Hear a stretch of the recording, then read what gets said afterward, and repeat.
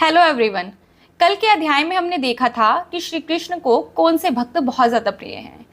आज हम अध्याय नंबर 13 का अध्ययन करने वाले हैं। यहाँ पर श्री भगवान बोले, हे अर्जुन, यह शरीर क्षेत्र इस नाम से कहा जाता है और इसको जो जानता है उसको क्षेत्रज्ञ इस नाम से उसके तत्वों को जानने वाले ज्ञानी जन कहते हैं।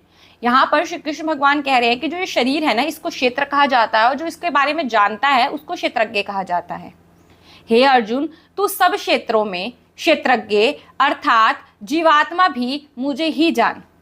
और क्षेत्रज्ञ को अर्थात विकार रहित प्रकृति का और पुरुष का जो तत्व से जानना है वह ज्ञान है, ऐसा मेरा मत है। वह क्षेत्र जो और जैसा है और जिन विकारों वाला है और जिस कारण से जो हुआ है, तथा वह क्षेत्रज्ञ भी जो और जिस प्रभाव वाला है, वह सब संक्षेप में मुझसे सुन। यहाँ पर श्री कृष्ण भगवान क्षेत्र और क्षेत्रज्ञ को संक्षेप में अर्जुन को समझाने जा रहे हैं। यह क्षेत्र और क्षेत्रज्ञ का तत्व ऋषियों द्वारा बहुत प्रकार से कहा गया है और विविध वेद मंत्रों द्वारा भी विभाग पूर्वक कहा गया है तथा भली भांति निश्चय किए हुए युक्ति युक्त ब्रह्म सूत्र के पदों द्वारा भी कहा गया है। यहाँ पर क्षेत्र और क्षेत्रज्ञ के बारे में ना ऋषियों ने बहुत बार बताया है और जो वेद मंत्र है ना उसमें भी इसका वर्णन आता है। ब्रह्म सूत्र के पदों में भी इसके बारे में कहा गया है। 5 महाभूत अहंकार, बुद्धि और मूल प्रकृति भी तथा 10 इंद्रियां, 1 मन और 5 इंद्रियों के विषय अर्थात शब्द, स्पर्श, रूप, रस और गंध तथा इच्छा, द्वेष, सुख, दुख, स्थूल देह का पिंड, चेतना, धृति और इस प्रकार विकारों के सहित यह क्षेत्र संक्षेप में कहा गया है। श्रेष्ठता के अभिमान का अभाव, दंभाचार का अभाव, किसी भी प्राणी को किसी प्रकार भी ना सताना, क्षमा भाव, मन वाणी आदि की सरलता, श्रद्धा, भक्ति सहित गुरु की सेवा, बाहर भीतर की शुद्धि, अंतःकरण की स्थिरता और मन इंद्रियों सहित शरीर का निग्रह, इस लोक और परलोक के संपूर्ण भागों के आसक्ति का अभाव और अहंकार का भी अभाव, जन्म, मृत्यु, जरा, रोग आदि में दुख और दोषों का बार बार विचार करना, पुत्र, स्त्री, घर, धन आदि में आसक्ति का अभाव, ममता का ना होना, प्रिय और अप्रिय की प्राप्ति में सदा ही चित्त का सम रहना, मुझ परमेश्वर में अनन्य योग के द्वारा अव्याभिचारिणी भक्ति और एकांत और शुद्ध देश में रहने का स्वभाव और विषयासक्त मनुष्यों के समुदाय में प्रेम का ना होना, आध्यात्म ज्ञान में नित्य स्थिति और तत्व ज्ञान के अर्थ रूप परमात्मा को ही देखना, यह सब ज्ञान है और जो इससे विपरीत है वह अज्ञान है, ऐसा कहा गया है। यहाँ पर श्री कृष्ण ने ज्ञान और अज्ञान के बारे में बताया। उन्होंने ज्ञान में क्या क्या बताया है, ज्ञान किसको कहा है उन्होंने कहा है कि जो इंसान अपनी श्रेष्ठता के ऊपर कभी भी अभिमान नहीं करता, जो किसी भी प्राणी को किसी भी प्रकार से सताता नहीं है, जो मन वाणी में सरलता रखता है, श्रद्धा भक्ति से अपने गुरु की सेवा करता है, बाहर से और भीतर से शुद्ध रहता है, अंतःकरण को स्थिर रखता है, मन इंद्रियों को कंट्रोल करके रखता है, अहंकार से रहित होता है, जन्म, मृत्यु, बुढ़ापा और रोग आदि में दुखी नहीं होता है, उसमें दोष नहीं निकालता है, पुत्र, स्त्री, घर और धन इनमें ज्यादा आसक्ति नहीं रखता है। इंसान की आसक्ति ज्यादातर 4 चीजों में ही होती है, हमारा घर बन जाए, हमारे पास पैसा हो, हमारा पुत्र हो जाए और स्त्री में। और ये चारों चीजों में अगर इंसान आसक्ति नहीं रखता है तो वो ज्ञानी है। किसी भी चीज से मोह माया या ममता ना रखना, प्रिय और अप्रिय में सदा अपने चित्त को सम रखना। मतलब अगर कोई चीज आपकी पसंद की मिल रही है तो भी ठीक है और आपकी पसंद की नहीं मिल रही है तो भी ठीक है। और अपने परमेश्वर को पाने के लिए योग के द्वारा अव्याभिचारिणी भक्ति करना, एकांत में रहना और अपने मन और शरीर को शुद्ध रखना, आध्यात्म ज्ञान में स्थिर रहना और तत्व ज्ञान से परमात्मा को ही देखना, ये सभी ज्ञान के अंतर्गत आता है। और जो इसके विपरीत चला जाएगा वो अज्ञान के अंतर्गत आएगा। जो जानने योग्य है और जिसको जानकर मनुष्य परमानंद को प्राप्त होता है उसको भली भांति कहूंगा। वह अनादिकाल पर ब्रह्म ना सत ही कहा जाता है ना असत ही। यहाँ पर श्री कृष्ण कह रहे हैं कि जो परमानंद होता है ना उसको प्राप्त करने के लिए जो जानने योग्य बातें हैं ना वो अब मैं तुमको बताने जा रहा हूँ। वह सब और हाथ पैर वाला सब और नेत्र, सिर और मुख वाला और सब और कान वाला है, क्योंकि वह संसार में सबको व्याप्त करके स्थित है। वह संपूर्ण इंद्रियों के विषयों को जानने वाला है, परंतु वास्तव में सब इंद्रियों से रहित है।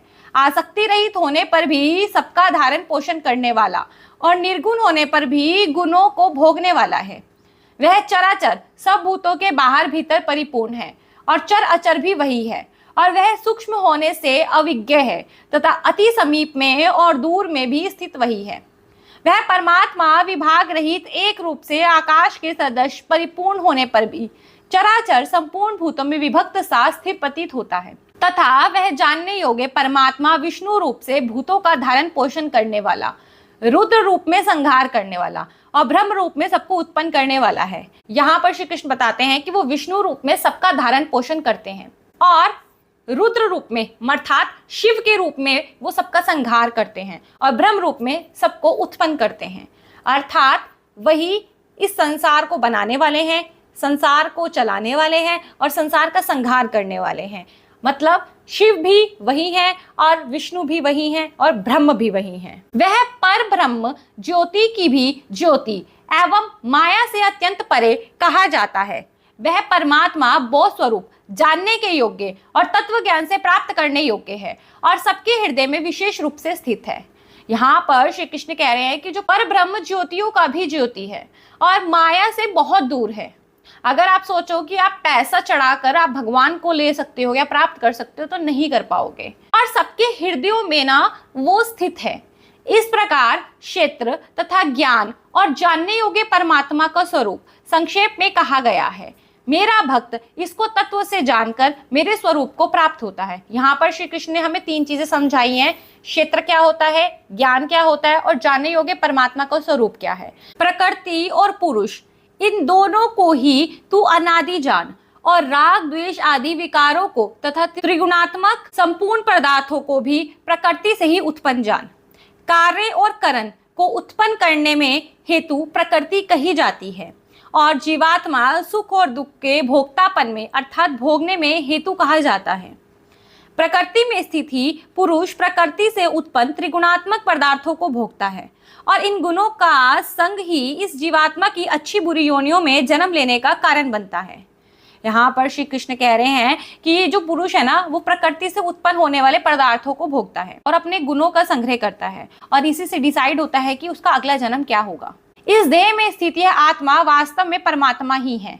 वह साक्षी होने से उपद्रष्टा और यथार्थ सम्मति देने वाला होने से अनुमंता, सबका धारण पोषण करने वाला होने से भर्ता, जीव रूप में भोक्ता, ब्रह्म आदि का भी स्वामी होने से महेश्वर और शुद्ध सच्चिदानंद घन होने से परमात्मा, ऐसा कहा गया है। यहाँ पर श्री कृष्ण हमको समझाते हैं कि जो हमारे शरीर के अंदर आत्मा है ना, वही असली में परमात्मा है। जब वो साक्षी हो जाती है ना तो वो अनुमंता बन जाती है। जब वो सबको धारण पोषण करती है तो वो भर्ता बन जाती है।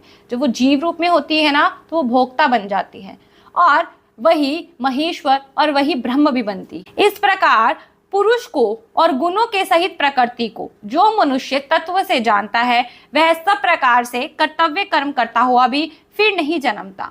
यहाँ पर श्री कृष्ण कह रहे हैं कि जो इस बात को समझ जाता है ना कि उसके अंदर ही भगवान है, उसकी आत्मा में ही परमात्मा निवास करता है, तो वो अपने मन को स्थिर रखता है, अपने कर्तव्यों को करता है और अपने मन और बुद्धि को परमात्मा में लगाता है और फिर उसका दोबारा कभी जन्म नहीं होता। उस परमात्मा को कितने ही मनुष्य तो शुद्ध हुई सूक्ष्म बुद्धि से ध्यान के द्वारा हृदय में देखते हैं, अन्य कितने ही ज्ञान योग के द्वारा और दूसरे कितने ही कर्म योग के द्वारा देखते हैं अर्थात प्राप्त करते हैं। यहाँ पर श्री कृष्ण कह रहे हैं कि अपने अंदर के परमात्मा को प्राप्त करने के लिए ना कई मनुष्य तो शुद्ध बुद्धि से ध्यान करते हैं, कुछ ज्ञान योग के द्वारा उनको प्राप्त करते हैं और कुछ कर्म योग के द्वारा अपने परमात्मा को प्राप्त करते हैं। परंतु इनसे दूसरे अर्थात मंद बुद्धि वाले पुरुष है, वे इस प्रकार ना जानते हुए दूसरों से अर्थात तत्व के जानने वाले पुरुषों से सुनकर ही तदनुसार उपासना करते हैं और वे श्रवण परायण पुरुष भी मृत्यु रूप संसार सागर को निस्संदेह तर जाते हैं। यहाँ पर श्री कृष्ण कह रहे हैं कि कुछ मंद बुद्धि लोग ऐसे होते हैं जो नहीं समझ पाते हैं कि परमात्मा को कैसे प्राप्त करना है, लेकिन जो तत्वज्ञानी पुरुष होते हैं ना वो उनसे उन बातों को सुनते हैं और सुनने के बाद अपने जीवन में उतारने की कोशिश करते हैं, तो वो भी इस मृत्यु रूप संसार से तर जाते हैं। हे अर्जुन, यावन मात्र जितने भी स्थावर जंगम प्राणी उत्पन्न होते हैं उन सब में तू क्षेत्र और क्षेत्रज्ञ के सहयोग से ही उत्पन्न जान। जो पुरुष नष्ट होते हुए सब चराचर भूतों में परमेश्वर को नाश रहित और संभाव से स्थित देखता है वही यथार्थ देखता है। क्योंकि जो पुरुष सब में संभाव से स्थित परमेश्वर को समान देखता हुआ अपने द्वारा अपने को नष्ट नहीं करता, इससे वह परम गति को प्राप्त होता है। और जो पुरुष संपूर्ण कर्मों को सब प्रकार से प्रकृति के द्वारा ही किए जाते हुए देखता है और आत्मा को अकर्ता देखता है वही अर्थात देखता है। जिस क्षण यह पुरुष भूतों के पृथक पृथक भाव को एक परमात्मा में ही स्थिर तथा उस परमात्मा से ही संपूर्ण भूतों का विस्तार देखता है, उसी क्षण वह सच्चिदानंद घन ब्रह्म को प्राप्त हो जाता है। यहाँ पर श्री कृष्ण समझा रहे हैं कि जो सभी में परमात्मा को देखता है, सभी को समान समझता है ना, वो परम गति को प्राप्त होता है। और जो अपने कर्मों को करता हुआ भी ये समझता है कि ये तो प्रकृति के द्वारा पहले से ही तय था, अपने आप को एक अकर्ता समझता है और प्रकृति को ही कर्ता समझता है ना, तो वही यथार्थ देखता है। हे अर्जुन, अनादि होने से और निर्गुण होने से यह अविनाशी परमात्मा शरीर में स्थित होने पर भी वास्तव में ना तो कुछ करता है और ना ही लिप्त ही होता है। जिस प्रकार सर्वत्र व्याप्त आकाश सूक्ष्म होने के कारण लिप्त नहीं होता, वैसे ही देह में सर्वत्र स्थित आत्मा निर्गुण होने के कारण देह के गुणों से लिप्त नहीं होती है। हे अर्जुन, जिस प्रकार एक ही सूर्य इस संपूर्ण ब्रह्मांड को प्रकाशित करता है, उसी प्रकार ही आत्मा संपूर्ण क्षेत्र को प्रकाशित करता है। यहाँ पर श्री कृष्ण हमको ये समझाना चाह रहे हैं कि हमारे जो शरीर के अंदर आत्मा है ना, वही असली में परमात्मा है। अगर हम भगवान को पाना चाहते हैं ना, तो हमें पहले अपनी आत्मा तक पहुंचने की कोशिश करनी होगी।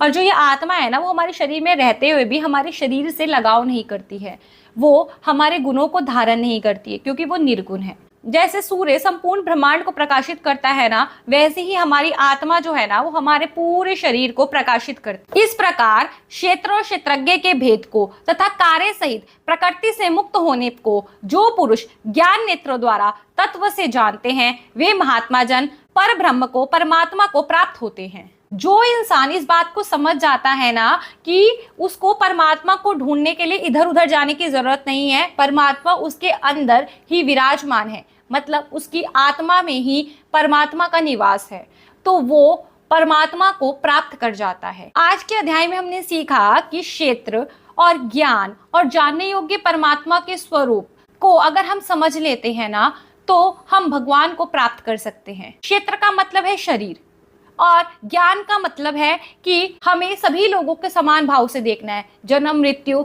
जरा, रोग आदि में हमें दोष नहीं ढूंढने हैं और सभी को समभाव से देखना है। अहंकार नहीं करना है, बाहर और भीतर से अपने आप को शुद्ध रखना है, गुरु की सेवा करनी है और किसी के साथ भी बुरा नहीं करना है, किसी को भी सताना नहीं है।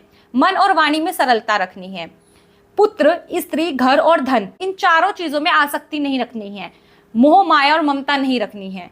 प्रिय और अप्रिय की प्राप्ति में अपने मन को नहीं लगाना है। ये हो गया ज्ञान। अब हमारे लिए जानना जरूरी है कि परमात्मा का स्वरूप क्या है। तो परमात्मा सब जगह पर विराजमान है।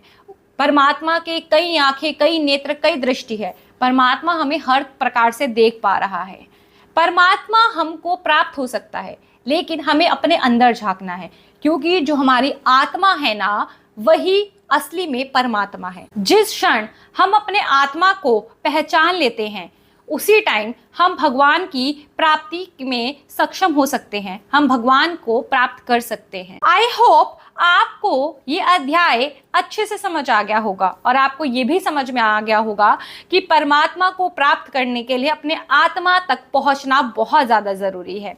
अगर आपको आज का अध्याय अच्छे से समझ आ गया है तो इसे लाइक कर देना, शेयर कर देना। चैनल पर पहली बार आए हो तो इसे सब्सक्राइब किए बिना बिल्कुल मत जाना। मिलते हैं कल नेक्स्ट अध्याय के साथ, तब तक के लिए राधे राधे।